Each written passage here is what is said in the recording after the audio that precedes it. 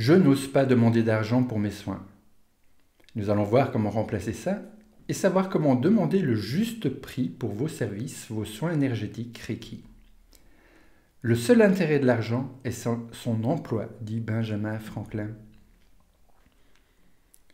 Dans cet atelier, nous allons voir comment demander le juste prix pour développer votre activité Reiki professionnelle que vous adorez. Nous allons parler des croyances qui sont liées à l'argent, nous allons parler du troc et nous allons déterminer ce que vous vendez. Je vous rappelle le contexte dans lequel j'ai demandé quel est le principal défi ou le plus gros problème que vous rencontrez actuellement pour créer ou développer votre activité professionnelle de praticienne ou d'enseignant Reiki. Dans le top 5, je n'ai pas confiance en moi et j'ai créé 6 ateliers, 6 vidéos concernant ça, comment avoir plus confiance en vous et dans vos capacités de professionnel Reiki. Je manque de temps. Vous avez une vidéo pour cela aussi. Je procrastine et donc vous avez une vidéo qui vous permet de savoir comment gérer votre temps et vos priorités. Aujourd'hui, nous allons parler de « Je n'ose pas demander d'argent pour mes soins » et les gens sont sceptiques face au Reiki, ça c'est pour la prochaine fois. Je n'ose pas demander d'argent pour mes soins. C'est l'un des plus gros problèmes, défi qui est apparu. Alors nous allons aborder ça ensemble aujourd'hui. Et je vous invite à penser à ce que dit Pierre Rabhi, faire de l'argent est un moyen et non une fin.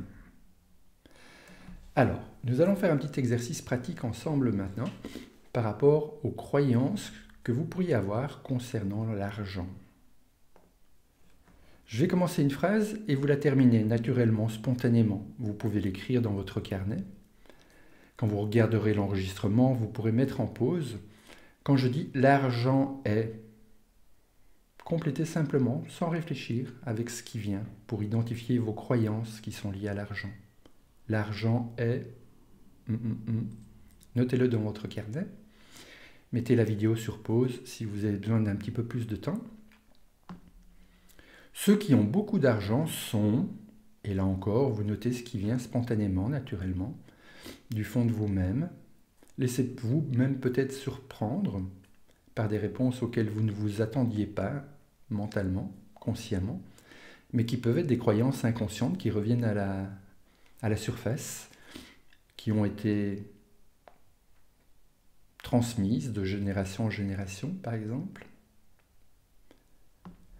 Pour avoir de l'argent, il faut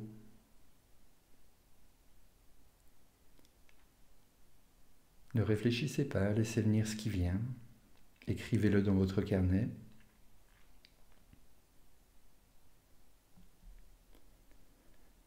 Une fois encore, vous pouvez mettre la vidéo sur pause de telle façon à laisser venir à la surface les réponses spontanées. Pour avoir de l'argent, je ne peux pas...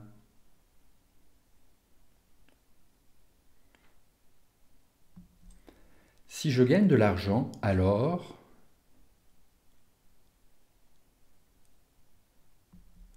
Si je demande de l'argent pour mes soins, alors...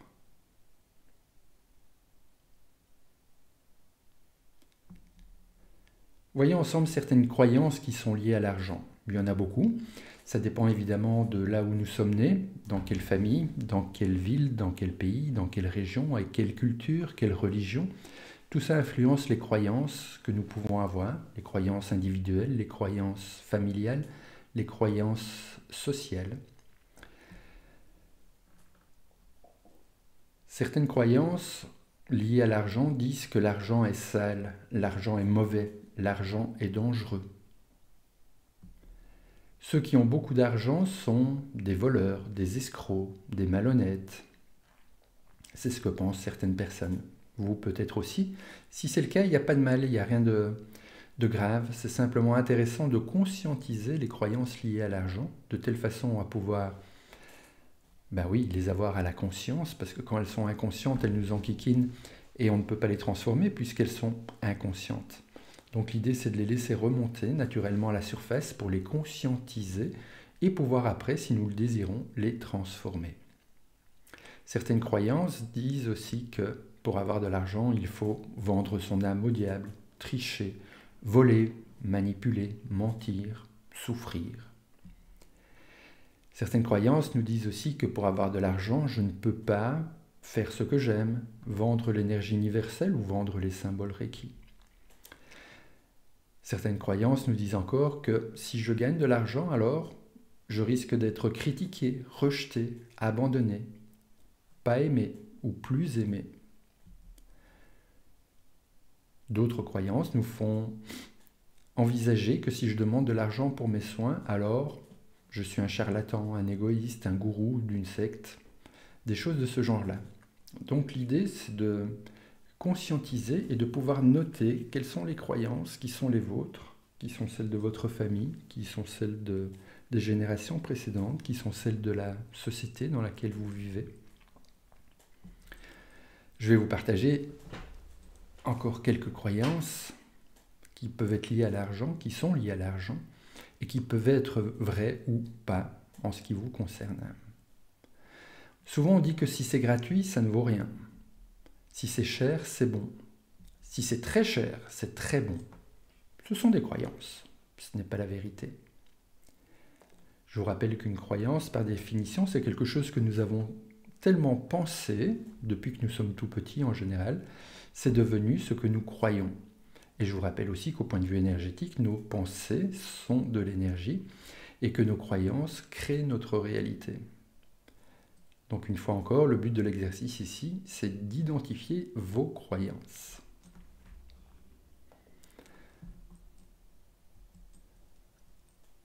On nous a fait croire aussi dans bien des cas que l'argent c'est mauvais. Alors, rendez-vous compte du paradoxe. Si vous croyez, comme moi d'ailleurs, que les soins énergétiques c'est bon, est-ce que ça ne crée pas un conflit?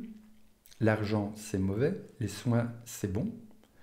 Je fais des soins énergétiques aux autres, ça c'est bon, et je vais leur demander de l'argent en croyant que c'est mauvais. Donc ça crée un conflit. C'est comme si on échange du mal contre du bien. Et ça peut être un gros obstacle, je l'ai déjà constaté à de nombreuses reprises, parmi les gens que je forme, que je coach, que j'accompagne. C'est le genre de conflit qui arrive et qui n'est même pas conscient en général. On se demande comment ça se fait que je n'ose pas demander de l'argent pour mes soins énergétiques, alors que nous nous trouvons avec des situations aussi paradoxales et contradictoires que celle-là.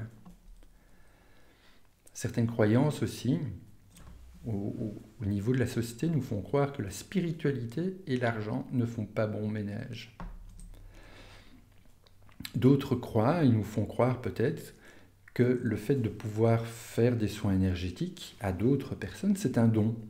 Et que comme c'est un don, ça devrait être gratuit. C'est quand même drôlement bizarre que lorsque nous sommes en contact avec les soins énergétiques, les gens disent que puisque c'est un don, nous avons ce don, cette capacité, cette aptitude, ça devrait être gratuit. Par contre, les personnes qui sont douées pour être parmi les meilleurs footballeurs au monde, ou les meilleurs musiciens, ou les meilleurs cuisiniers, enfin des gens qui sont doués dans leur activité, peuvent gagner des millions et des millions par an. Mais dans le monde énergétique, spirituel, comme c'est un don, ça devrait être gratuit. C'est intéressant à conscientiser aussi, n'est-ce pas? Et à se demander où est la réalité et où est qu'est-ce qui est juste par rapport à ça. Peut-être aussi que c'est lié au fait que pour devenir praticien Reiki, 2 jours de formation suffisent. Nous apprenons à faire les soins sur nous, sur les autres, à activer notre canal énergétique, notre pouvoir de guérison, mis dans la balance par rapport au système de santé occidental moderne actuel, où les médecins doivent faire entre 9 et 12 ans d'études. Alors là, peut-être que aussi pour certains, c'est se dire, mais qui suis-je après 2 jours de formation? J'ai mon certificat de praticien Reiki, je propose des soins énergétiques payants, et à la limite, je demande plus que ce que demande un médecin pour une consultation. Donc là aussi, peut-être qu'il y a des croyances et des difficultés, des résistances à considérer que nous sommes en mesure et en droit de demander de l'argent par rapport à ça, par rapport aux soins énergétiques que nous proposons aux autres. Seulement, moi, je considère que les 2 jours de formation, c'est une chose, c'est vrai, mais que nous nous y préparons souvent depuis des années, des dizaines d'années, et que cette capacité que nous avons à canaliser l'énergie, c'est quelque chose qui se prépare depuis très longtemps. Donc si on devait calculer le nombre d'expériences que nous avons vécues, le nombre de formations que nous avons vécues, formations, soit des vraies formations, soit les formations de la vie, c'est une préparation qui souvent s'échelonne sur des années, voire des dizaines d'années.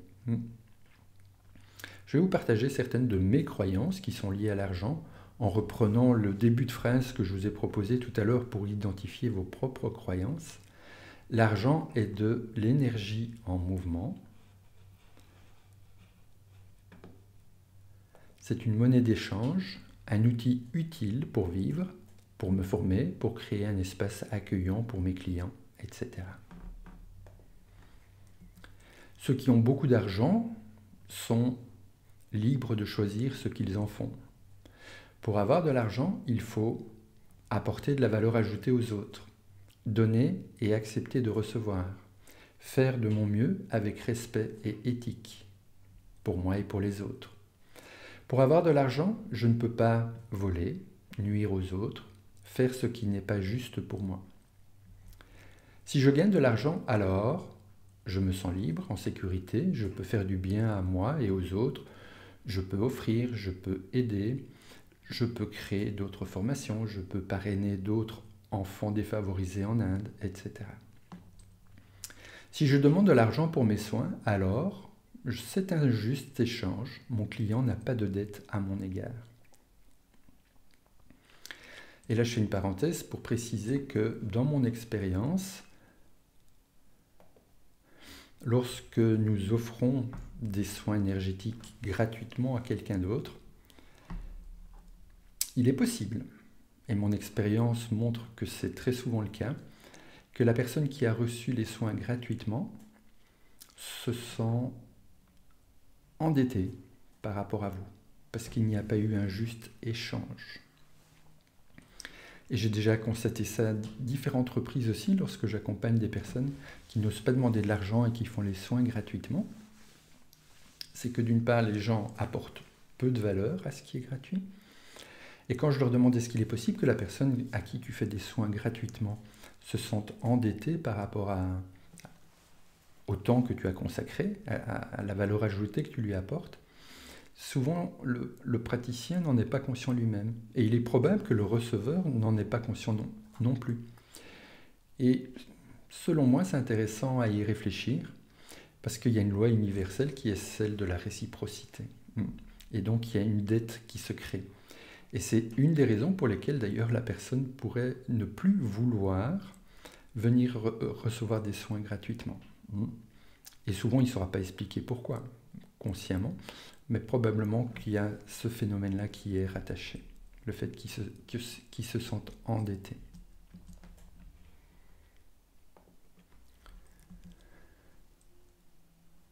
Parmi mes croyances liées à l'argent aussi, il y en a une que je partage avec vous. J'ai le droit et la permission de vivre dans une saine abondance. Et donc l'argent fait partie aussi de cette saine abondance. Je considère que l'argent, c'est une façon de faire du troc, que c'est une monnaie d'échange. Et donc nous sommes en lien avec la loi universelle de la réciprocité, donner, recevoir. Alors, dans notre société à nous, aujourd'hui, nous sommes habitués à payer avec de l'argent. D'ailleurs, de moins en moins souvent en cash, ça se fait de façon virtuelle et digitale, informatique, mais c'est quand même plus facile que d'échanger le soin énergétique avec du sel, des chèvres, des légumes, ou comme ça se faisait dans le temps. Ceci étant dit, je rigole un petit peu, et en même temps, le troc c'est quelque chose que j'aime beaucoup, donc l'échange de services, ça reste possible, je l'ai pratiqué à différentes reprises, avec certains clients, qui m'ont abordé d'ailleurs, pour certains d'entre eux, en disant qu'ils me proposaient un service en échange de soins énergétiques. Donc à vous de voir, mais c'est toujours une possibilité, qui est un juste échange. Donc je me souviens que quand j'ai commencé à pratiquer le Reiki, Moi aussi, j'ai proposé des soins énergétiques gratuits aux gens de mon entourage. J'ai constaté qu'ils y apportaient moins d'importance parce que c'était gratuit, je le répète. Et c'est là que je me suis rendu compte aussi dans mon expérience personnelle que certains se sentaient endettés par rapport à moi. Et comment j'ai pu confirmer cette impression que j'avais, c'est qu'un jour j'ai imprimé une liste avec une série de livres. Je suis un grand consommateur de bouquins. Euh, une série de livres que je souhaiterais avoir. Et j'ai proposé à quelqu'un de dire, tiens, si c'est OK pour toi, si c'est juste pour toi, tu peux choisir un livre dans cette liste et me l'offrir lors de ta prochaine venue. Et là, j'ai senti comme un soulagement. La personne pouvait me donner quelque chose en échange du soin énergétique. Et donc, toujours garder ça à l'esprit qu'aujourd'hui, c'est encore possible, avec certains clients peut-être, de prévoir un système d'échange de services, un système de troc en échange de vos soins énergétiques. Et en même temps, si votre intention est vraiment de faire une carrière professionnelle en proposant les soins énergétiques, Reiki, à certains moments, il faudra quand même de l'argent pour pouvoir payer les factures, parce que j'imagine pas comment faire pour payer l'eau, l'électricité, le gaz, le loyer, enfin les impôts avec du sel, des légumes ou des fruits, hein, ou des bouquins. D'accord? Donc à un certain moment, restons réalistes aussi, cet argent est nécessaire pour pouvoir continuer à vivre et à payer nos factures aussi. Il y a un proverbe français qui dit « l'argent ne fait pas le bonheur, mais il y contribue », certainement. D'après moi, l'argent c'est un outil, hein, et comme tous les outils, on peut en faire ce que nous choisissons d'en faire. Donc la question devient, qu'est-ce que je choisis de faire avec cet outil, cet échange énergétique qu'on appelle l'argent. Le troisième point que j'aborde avec vous pendant cet atelier, c'est de déterminer qu'est-ce que vous vendez quand vous vendez des soins énergétiques. J'utilise ce mot « vendre ». Je sais que pour certaines personnes, ça peut créer une sorte d'urticaire, hein, le côté commercial, le côté marketing, le fait de se vendre, de vendre nos services. C'est toute une approche qui fait partie aussi de notre activité de maître praticien enseignant Reiki. Hein. Parce que si personne ne sait que vous proposez des soins Reiki, ce sera difficile d'avoir des clients et d'avoir de l'argent pour vivre confortablement dans une carrière que vous adorez, qui soit pleine de sens, valorisante, épanouissante. Alors, dans un premier temps, moi je considère que ce que je vends, ce n'est pas l'énergie universelle, ce n'est pas les soins, les symboles Reiki, c'est mon temps. Quand quelqu'un vient recevoir un soin, le temps que je l'accueille, que je lui fasse le soin complet, et puis qu'il y ait un moment après le soin, pour que la personne revienne bien les pieds sur terre, le cas échéant me partage les effets du soin sur elle, ça prend facilement 1h30. Et donc c'est ce temps-là que je vends quand je demande de l'argent pour un soin énergétique. Okay ? Mais c'est plus que ça encore. C'est le fait que j'ai cette capacité, vous avez cette capacité à canaliser et à partager l'énergie d'amour universel. Ce que vous vendez, c'est la libération des blocages énergétiques qui étaient chez la personne et qui se libèrent pour que l'énergie circule à nouveau librement dans le corps de cette personne. La guérison de ses blessures, ce que vous lui vendez, ou du moins ce que la personne retire de la séance de soins énergétiques, en échange de l'argent qu'elle va vous donner, ça lui apporte souvent du calme, de la relaxation, de la sérénité, du bien-être, de la paix intérieure, du mieux-être dans tous ses corps, mental, physique, émotionnel, spirituel, du soin, parce que vous êtes là pour prendre bien soin de la personne, vous avez préparé le local avant que la personne ne vienne, vous vous êtes préparé vous-même avant que la personne ne vienne, vous allez avoir encore un petit peu de travail après que la personne soit partie aussi, hein. Ne serait-ce que pour changer les textiles, les serviettes, les tétaières, etc. Vous apportez du soin, vous prenez bien soin de la personne. Ça a de la valeur, ça, non? Et vous permettez à la personne de se reconnecter à la source, l'énergie universelle, le prana, le ki, le chi. Vous savez, vous l'appelez comme vous voulez. Ce que vous apportez à la personne aussi, et ça je l'ai vécu à de multiples reprises, c'est que le fait que la personne vienne pour vivre des soins énergétiques, souvent, pas toujours, mais souvent, ça la met en reconnexion avec la source et ça lui rappelle qu'il est possible pour elle aussi de commencer ou de continuer un parcours de développement personnel et spirituel qui va probablement améliorer, transformer positivement sa vie. C'est tout ça que vous vendez quand vous vendez des soins énergétiques aux autres. Et donc c'est légitime qu'il y ait un échange et que la personne vous donne de l'argent en contrepartie de toute cette valeur ajoutée que vous lui apportez, toutes ces transformations que vous lui apportez dans sa vie. L'argent est un bon serviteur, mais un mauvais maître. J'adore cette citation-là aussi. Qu'en pensez-vous? Donc, en résumé, nous avons vu comment changer nos croyances limitantes. Donc, première étape, c'est d'identifier les croyances limitantes que vous avez par rapport à l'argent. S'il y en a qui sont négatives, qui sont limitantes, qui sont bloquantes, vous les conscientisez, vous les notez, vous les acceptez puisqu'elles sont là, elles ont été transmises, elles vous ont été communiquées, ancrées avec un conditionnement, une répétition multiple par vos proches. Peut-être que ça se véhicule de génération en génération, enfin soit. Une fois que vous les avez bien identifiées, vous pouvez les noter de telle façon à les extérioriser de vous, et puis après vous pouvez les transformer en croyances dynamisantes qui sont justes et correctes pour vous. Nous avons vu que l'argent c'est une monnaie d'échange, c'est de l'énergie en mouvement, c'est un troc, un échange de valeurs. Et nous avons aussi vu comment prendre conscience de tout ce que l'on vend lorsque l'on fait des soins énergétiques aux autres. Alors, ce que je vous demande de faire dans les heures, les jours, les semaines qui viennent, c'est de continuer à noter vos nouvelles croyances positives liées à l'argent et de les répéter le plus souvent possible, idéalement tous les jours, de telle façon à ce qu'elles s'installent en vous.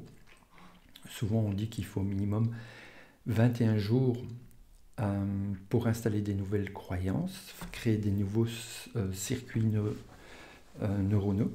Avec l'évolution des neurosciences, justement, maintenant, on dit que c'est plus souvent 40 jours, voire jusque 3 mois. Bon, si tous les 3 mois, vous changez des croyances limitantes en croyances positives, ça va transformer votre vie, n'est-ce pas? Donc, notez vos nouvelles croyances positives liées à l'argent et lisez-les souvent pour les installer, les intégrer en vous. Vous pouvez aussi regarder les prix qui sont pratiqués autour de vous pour un soin énergétique Reiki.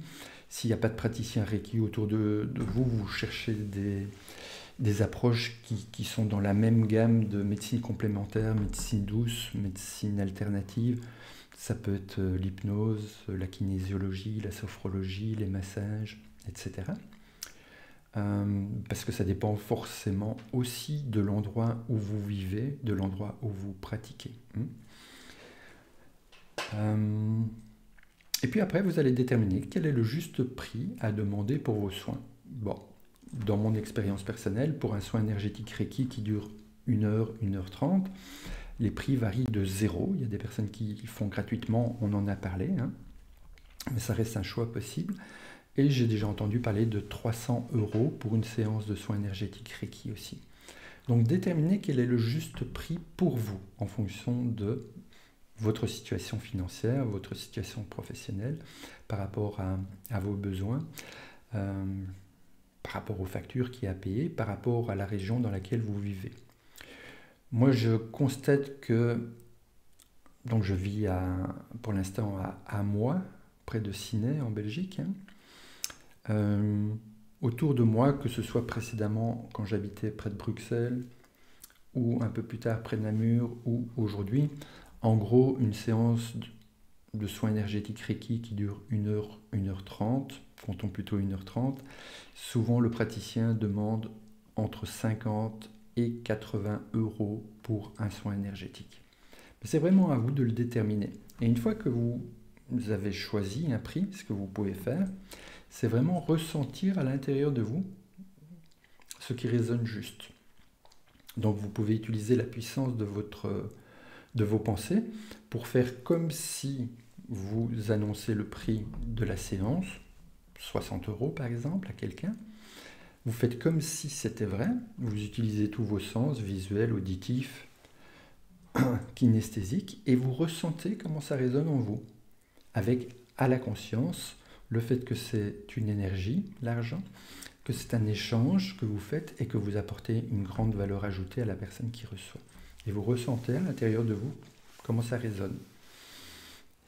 Et si ça ne correspond pas à 60 €, vous essayez avec 70, avec 80, avec 50, jusqu'au moment où vous vous sentez aligné et juste par rapport au prix que vous demandez.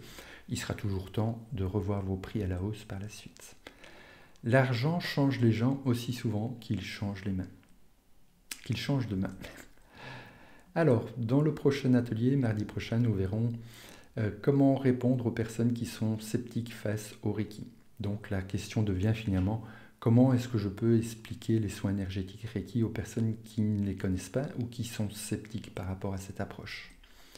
En attendant, je vous invite à écrire dans les commentaires qu'est-ce que vous allez faire concrètement suite à cet atelier d'aujourd'hui par rapport à l'argent, au prix demandé pour les soins énergétiques. Quelle est votre appréciation de cet atelier? Quels sont les autres thèmes que vous voudriez, que vous aimeriez que j'aborde à l'avenir? Je vous remercie et puis à tout bientôt. Au revoir.